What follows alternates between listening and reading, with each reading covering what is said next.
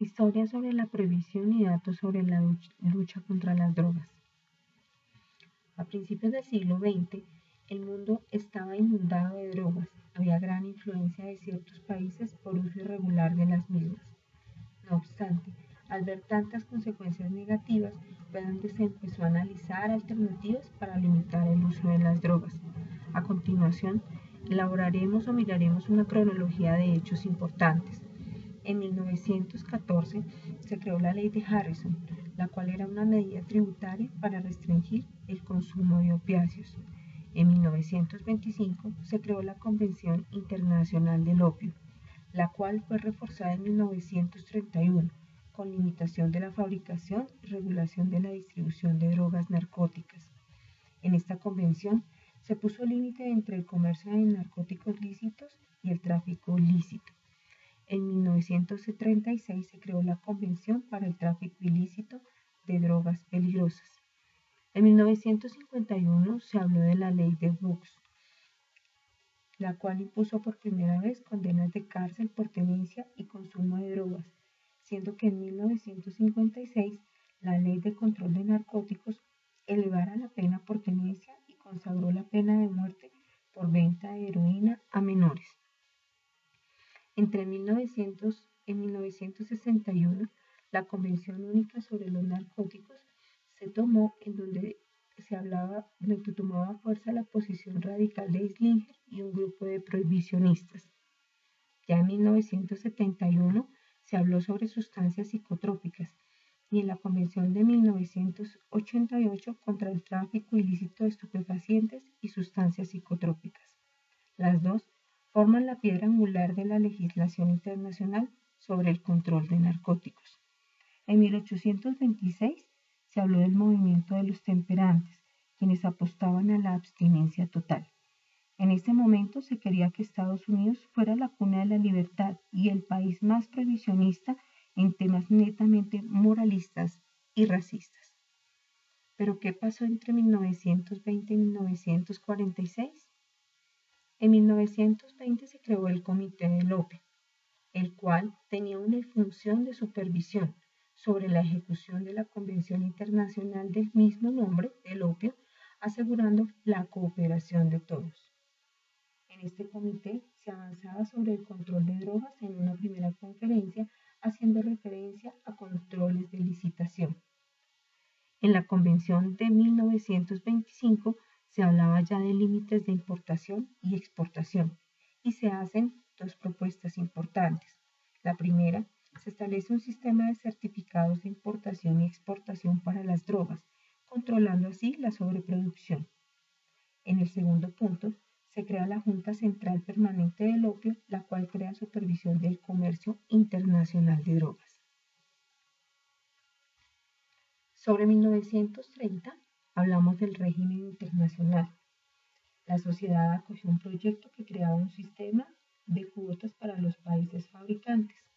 El 13 de julio hablaban de la limitación de la manufactura y reglamentación de la distribución mediante dos disposiciones. El primero, la división de drogas en distintos tipos.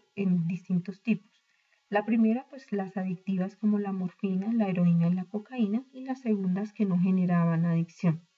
Todas debían someterse a comité de salud de drogas.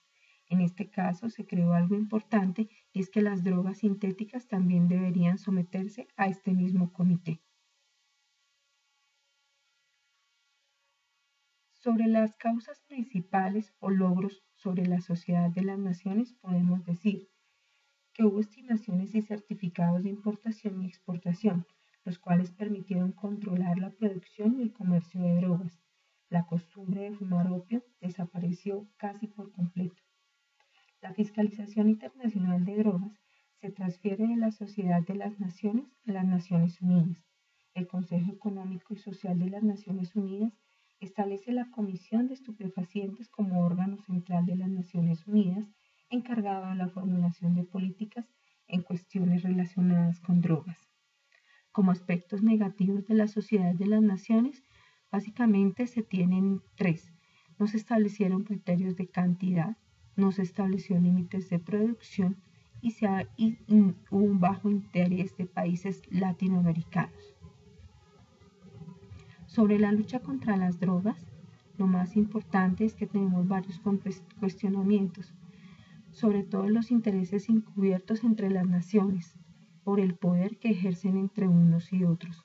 Y la lucha contra las drogas pues invita a pensar en diferentes formas y alternativas de intervención. Allí es donde se cuestiona o se habla sobre la legalización, en donde hay diferentes posturas. Sobre la lucha de las drogas en estos momentos, se tiene al más importante exponente, que es la Junta Internacional de Fiscalización de Estupefacientes. En el 2008, su junta específicamente habló sobre diferentes aspectos importantes. De África podemos enunciar que se utiliza cada vez como una región de tránsito para el tráfico de cocaína. Este país tiene un incremento de sustancias en el volumen de opioides, y a pesar de que el caso del consumo va en aumento, no hay tratamientos eficaces en la región. Sobre la parte de Centroamérica y el Caribe, la cocaína y el cannabis son las drogas con mayor frecuencia. Adicionalmente, se puede establecer que Colombia y Jamaica fueron los países mencionados con más frecuencia de origen de la hierba de cannabis. Sobre América del Norte, se puede indicar que el gobierno de México ha promovido disponibilidad de sustancias a fiscalización para el dolor. En marzo del 2018, el presidente de Estados Unidos puso en marcha la iniciativa de detener el abuso de opioides y reducir la oferta y la demanda de drogas. En octubre de este mismo año, el presidente de los Estados Unidos firmó la Ley de Prevención de Trastornos Relacionados a la Recuperación y el Tratamiento de Pacientes o Comunidades. Esto dice que hay mayores alternativas frente a los tratamientos o mejor inversión en las mismas. Sobre América del Sur, se puede indicar que el consumo y la fabricación de cocaína aumentó. En los últimos años, varios países de la región han adoptado medidas encaminadas a legalizar el cannabis con fines médicos. Sobre Asia, podemos indicar que ha habido un menor predominio de opio en la región y se evidencia una alta fabricación ilícita y tráfico de metanfetaminas. De Europa, es una región productora de cannabis, principalmente para consumo local, y de drogas sintéticas, para consumo local y para el tráfico hacia otras partes del mundo. Se calcula que en la Unión Europea más de 92 millones de personas, es decir, más de la cuarta parte de la población de edades comprendidas entre los 15 y los 64 años, han consumido drogas ilícitas al menos una vez en su vida. ¿Cuál es el análisis entonces de la Junta Internacional de Fiscalización de Estupefacientes?